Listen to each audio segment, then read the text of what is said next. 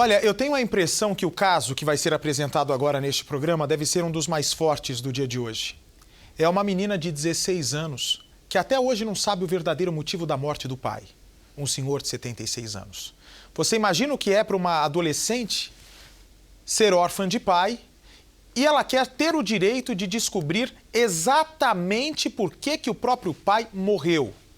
Se foi uma morte natural ou se foi um assassinato. Agora, é um caso muito delicado, vem para mim, por favor, porque essa moça que aparece na tela, ela é a mãe da menina. Ela é a mãe da menina e a garota com 16 anos tem uma clareza na mente dela e ela acha que a mãe planejou a morte do próprio marido, Roque Melo. A mãe da adolescente, essa senhora que se chama Sueli, ela conta a seguinte história para a filha. Isso, pode encher a tela, por favor. Ela conta sempre a mesma história para a filha, que acordou num determinado dia e o marido já estava morto. Só que o marido morava numa casa e foi encontrado morto em outra casa. Casa essa que a filha da Sueli suspeita que seja do amante da mãe. Vem para mim, por favor. A Sueli, segundo informações da menina, tem um amante com quem teria tido um filho recentemente. As 5 filhas do aposentado, as 5 filhas, o nosso repórter, o nosso Aguiar Júnior nos diz, desconfiam que o amante pode ser o assassino de Roque. Os 5 filhos acreditam que Roque tenha sido vítima de uma emboscada por parte do amante da mulher. Isso porque Roque tinha vários ferimentos na cabeça e em outras partes no corpo, diz as filhas. Como é que uma pessoa que já aparece morta tem tantos ferimentos no corpo? Vem para mim, por favor. O que o nosso Aguiar Júnior faz? Vai atrás dessa mulher, dessa Sueli, para tirar a teima. Por quê? Se inocente, ela imediatamente vai começar a gritar que é inocente, que jamais faria isso com o próprio marido. Mas olha a situação, mostra o Aguiar ao vivo, por favor, lá em Governador Valadares. Não. Só um instantinho. Ao vivo, por favor. Pode piscar o nosso link. O Aguiar está posicionado agora em Governador Valadares. O Aguiar, quando é que foi essa gravação, Aguiar, que você... Só um minutinho, deixa a imagem no Aguiar, solta no preview aqui pra mim, só no preview, por favor, a imagem da moça saindo de carro. Solta, Duriel, por favor. Deixa eu ver, deixa a imagem assim, só pra eu entender o que aconteceu. Porque chegou essa imagem aqui agora, viu, Aguiar? Acabaram de gerar. Ele tá indo atrás da mulher, da Sueli. Que coisa, hein? Conta pra mim, eu vou trazer essa imagem. Ela não quis falar com você, a mãe que está sendo acusada pelas filhas de ter tramado a morte do marido e pai delas. Você foi atrás dessa mulher e o que aconteceu de surpreendente nessa história, Aguiar? Pois é, Bate. Boa tarde para você, para todos que estão acompanhando o Cidade Alerta. O caso é na cidade de Mantena, que fica a quase 200 quilômetros aqui de Governador Valadares. As 5 filhas procuraram o jornalismo da Record TV pedindo ajuda por causa dessa desconfiança. Eu então fui atrás da dona Sueli para que ela pudesse esclarecer, ou tentar esclarecer para a gente, dar satisfação, falar o que pode ter acontecido de verdade, já que ela conta uma história para a filha de 16 anos. As outras 4 filhas do seu Roque são do primeiro casamento dele e moram em São Paulo. A gente foi tentar falar com a dona Sueli. E eu vou te dizer uma coisa, se a gente não sai da frente, ela tinha atropelado a mim e ao repórter cinematográfico José Luiz, que estava comigo, viu? Por muito pouco a gente não foi atropelado em frente à casa dela, viu? Aí, inclusive, pedi que desse pra gente o telefone do advogado, não conseguimos falar nem com ela e nem com nenhum representante, pelo menos até agora, Bate. Por muito pouco a gente não foi atropelado lá em Mantena. Olha, mas você fez o teu trabalho com correção, você fez o que devia ser feito. Se você tem uma menina de 16 anos e as irmãs que, pelo jeito, são categóricas ao afirmar que foi o amante da mãe deles que tramou, junto com a própria mãe, o assassinato do marido, você tem que ir atrás dela. E acontece isso. Ó, dá essa imagem, por favor. Pode deixar meu microfone aberto. Abre o áudio aí, abre o áudio da imagem. Olha aí. Mas ela não quis gravar a entrevista e saiu de casa, de carro, em alta velocidade. Só não quer conversar com a gente, indicar o advogado?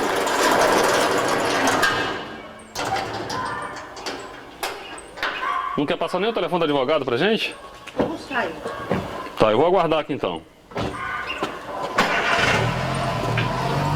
Cuidado aí.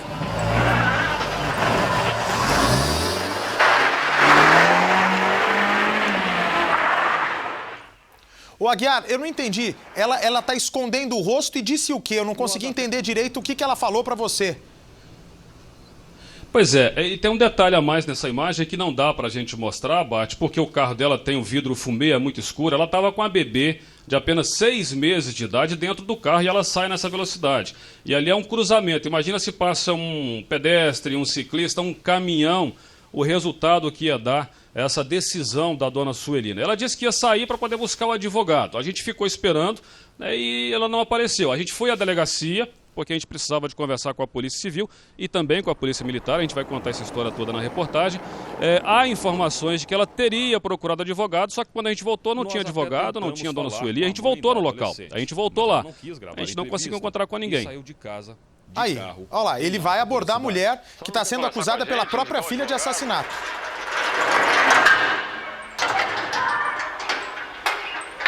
Quem não deve... Telefone do advogado pra gente? Tá, eu vou aguardar aqui então. Mas veja bem, vem pra mim, por favor. Vem pra mim, por favor. Se põe o Aguiar aqui. Se você está sofrendo uma acusação injusta, que sem dúvida nenhuma deve ser essa a opinião da mulher e desse rapaz que a família atribui como amante dela, você quer mais é mostrar a cara, falar, olha, isso é um absurdo, querem acabar com a minha reputação. Agora, a própria filha acusar a mãe, a filha grava isso.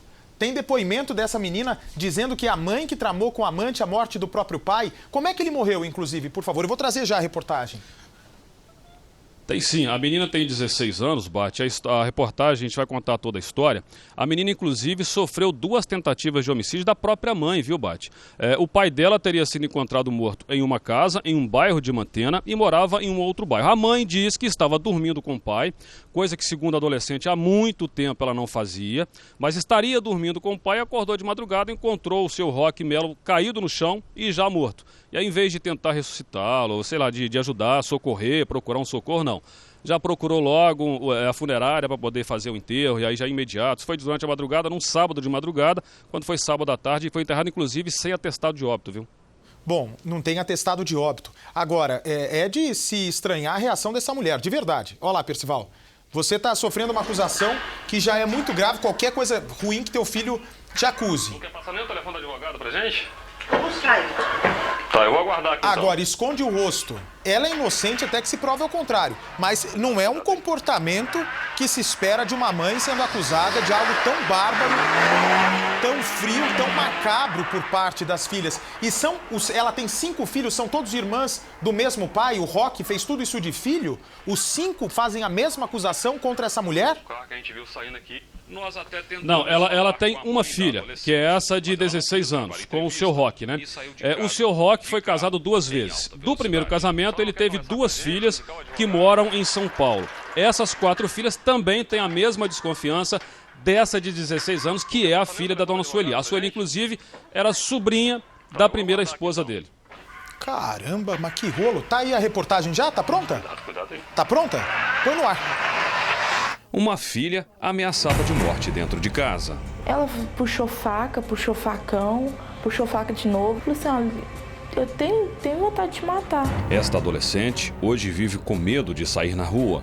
E para não ser atacada por Sueli Roberta Ferreira de Melo, a própria mãe, a jovem mora na casa de uma vizinha. O único lugar onde eu pude estar, porque Stani poderia me mandar pro abrigo e ela abriu as portas para mim. A adolescente conta que Sueli, mãe dela, é tão violenta que manteve as ameaças mesmo na frente das autoridades. E falou para as meninas, são 5, na frente do conselho, que eu não sei se ela teria realmente a coragem, mas que ela teve coragem de falar, ela teve. Depois de quase ser morta pela mãe, a adolescente está sob proteção judicial. O juiz determinou que uma medida protetiva para mim, que eu poderia estar correndo risco, e que ela não pode chegar perto de mim. A ordem expedida por um juiz de Mantena saiu depois que o Ministério Público foi informado dos riscos que a adolescente corria dentro de casa.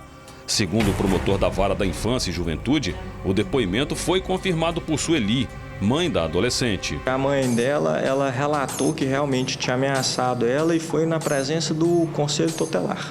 Isso, e o Conselho Tutelar confirmou essa questão de que ela teria feito ameaças à própria filha, o que também foi confirmado pela própria filha. A briga envolvendo a adolescente e a mãe dela acontece há quase 2 anos.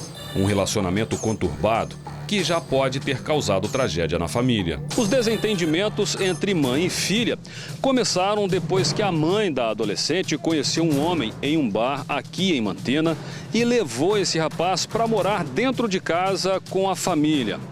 Aos poucos, a adolescente foi percebendo que a relação da mãe dela com este jovem era muito maior do que uma simples amizade. Era uma relação muito íntima.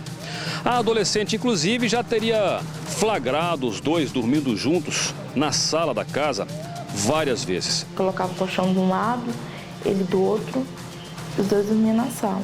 Depois disso, ela decidiu sair de casa e ir morar com a sogra. Com o tempo ele já estava aguentando, já estava vendo. Então, nem eu falar a verdade, nem eu falar o meu ponto de vista, ela não aceitava. O tempo foi passando até que um dia, Sueli tentou uma reaproximação com a filha. Ela procurou o adolescente e disse o seguinte: eu gostaria muito que você voltasse para casa para que você pudesse me ajudar a cuidar do seu pai.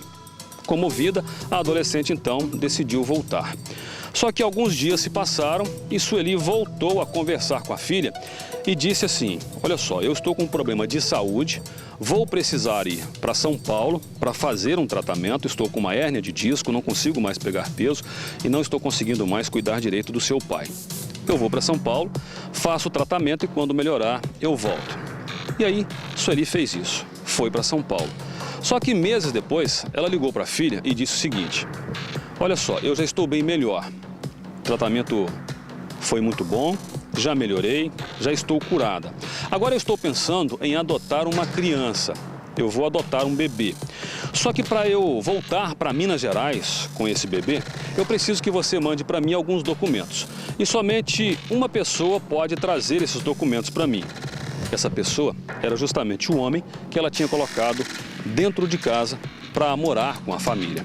A adolescente então achou essa conversa estranha e começou a investigar, até que ela descobriu que a mãe, na verdade, era grávida. Poucos dias depois, Sueli voltou de São Paulo com a criança e ainda dizendo que era fruto de uma adoção, até que a adolescente flagrou a mãe amamentando a bebê. O bebê foi a gota d'água e a adolescente voltou a ter uma discussão com a mãe e ainda alertou o pai sobre a traição. Sueli não gostou da acusação e tentou matar a própria filha. A partir daí, a adolescente decidiu então sair de vez de dentro de casa. E eu aguentando aquilo ali tudo. Você acha que eu sou boba? Aí foi aonde ela pegou e se estressou lá e puxou a faca pra mim. Aí meu pai entrou no meio, virou aquela bagunça. A adolescente recorreu novamente ao Conselho Tutelar, que decidiu pedir ajuda do Ministério Público. Eu acionei o conselho, eu já tinha acionado o conselho em 2016, no comecinho. Eu tinha acionado o conselho, só que eu fiquei assim com a mente pesada e não fui pra frente. Acionei o conselho de novo. E o conselho viu que eu estava correndo risco de vida. Eu conversei então agora com a conselheira tutelar. Ela disse que não pode gravar entrevista, mas confirmou que vem acompanhando o caso da adolescente. Disse também que a jovem foi tirada de dentro de casa justamente porque ela corria realmente o risco de ser assassinada pela mãe. A adolescente alega que o pai aceitava a traição porque tinha medo de ficar sozinho. Como ele já era de idade, então o que ela falava, ele pegava. Ele obedecia a ela. Até que no mês passado, o marido dela foi encontrado morto durante a madrugada. Ela só chegou ali me gritando, eu dormindo, aí eu atendi, ela falou assim que seu pesadelo acabou, tá? Seu pai morreu. Eu falei assim, o quê? Pode ficar despreocupada agora. Mas não contou como? Não contou como. Mas a adolescente não acredita na informação da mãe de que o pai dela tenha morrido de morte natural. Ele tinha galos na cabeça, assim. Ele tinha arranhões. Ele tinha machucadinho no nariz. Então, muitas evidências que não foi uma morte natural. A adolescente conta ainda que a mãe disse que um dia antes do marido ser encontrado morto, ele teria passado mal. Por isso, foi levado ao médico. Na quinta, levou ele para tomar anabolization, deu o nome do médico. Só que eu fui atrás e não tem entrada no pronto atendimento, não tem nada. Desconfiada, a adolescente suspeita que o pai tenha sido assassinado. A Polícia Civil abriu inquérito para apurar a denúncia. As 5 irmãs acreditam que o aposentado foi assassinado durante uma discussão envolvendo a mulher dele e o amante dela. Isso porque o corpo foi encontrado em um bairro da cidade. Mas o aposentado morava mesmo em um outro bairro do outro lado de Mantena. Ele foi levado por ela até essa casa onde essa pessoa morava e lá ele foi encontrado morto. E era para ele, se ele tivesse que passar mal, era para ele estar na casa dele, não na casa dessa pessoa. O que ele estava fazendo lá? Por que ela veio cá buscar ele? São bairros diferentes? São diferentes. O delegado que apura o caso não pôde gravar entrevista, mas disse que só no final as investigações vão apontar se realmente houve um homicídio. Se isso tiver acontecido, a partir desse momento, ele vai pedir à justiça autorização para exumar o corpo. Eu tenho minhas suspeitas, porque me falaram que havia muita espuma, ele tem vários machucados, vários hematomas. Então eu acho que foi uma pancada, ou se ele tiver caído no chão, pode ter sido provocado, porque morte natural não causa isso. Então eu queria, no final, se pedisse exumação para ver se foi a morte natural mesmo, ou se foi provocado, né? Tudo pode estar relacionado a dinheiro.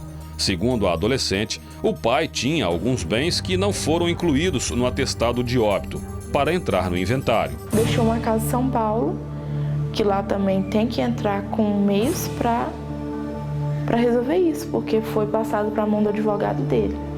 Lá em São Paulo? Lá em São Paulo. Uma procuração. Nós até tentamos falar com a mãe da adolescente, mas ela não quis gravar entrevista e saiu de casa, de carro, em alta velocidade. A senhora não quer conversar com a gente, indicar o advogado?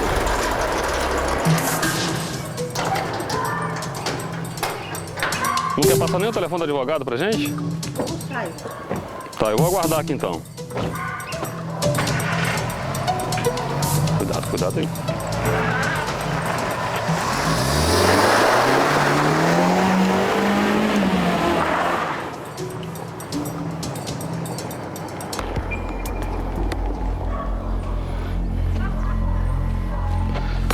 O carro que a gente viu saindo aqui é da dona Sueli, em alta velocidade e com um bebê de pouco mais de 6 meses de vida dentro do carro. Dessa forma aqui, a gente vai aguardar. Ela pode estar cobertando alguém, eu não sei o que pode ter acontecido. Só que é a verdade, né? Eu só quero saber o que aconteceu. As outras filhas dele também querem saber o que aconteceu, não é só eu. Eu só quero saber se foi morte natural ou se foi provocado. E que se foi ela ou não, vai ter que pagar pelo crime. Olha, e o Aguiar tá fazendo o papel dele, não é? Quando tenta conversar com essa moça que é acusada pela filha. Agora, Aguiar, o detalhe é o seguinte, não é? É uma acusação muito grave, que precisa que a polícia dê um desdobramento, porque afinal de contas, as filhas podem estar cometendo uma injustiça com essa mulher. A gente... Não é? Presunção da inocência, Essa mulher é inocente até que se prove ao contrário, por isso tem que ter muita calma. Só que a polícia deve uma resposta mais sólida para essa menina, para essas filhas que sofrem a perda do pai. Sim, eu conversei com o delegado que está à frente das investigações, Bart. Como eu disse, ele não pôde gravar a entrevista porque a investigação ainda está em curso. Mas ele disse que algumas coisas são estranhas. Por exemplo, por que é que enterrou o corpo do Sr. Roque com tanta pressa? Pior, sem atestado de óbito. Mas, no boletim de ocorrência, não constava, por exemplo, os ferimentos que a adolescente disse aí na reportagem. Eu vi as fotografias do velório do Sr. Roque, são fotos que não daria para a gente poder usar na reportagem. Então, assim, ele tinha alguns cortes na testa, alguns, inclusive, curativos. O nariz estava muito roxo e no boletim de ocorrência produzido pela Polícia Militar, nada disso consta. Então, tudo isso o delegado está apurando para saber por que é que não constavam essas informações no boletim de ocorrência. E aí, no final da investigação, é que vai saber se vai fazer a exumação ou não. Se precisar de fazer a exumação, é porque tem algum indício de coisa errada. Velocidade. A senhora não quer conversar com a gente, indicar o advogado? Muito bem, então a gente continua em contato, viu, Aguiar? Qualquer nova informação, você tem prioridade total aqui no nosso programa.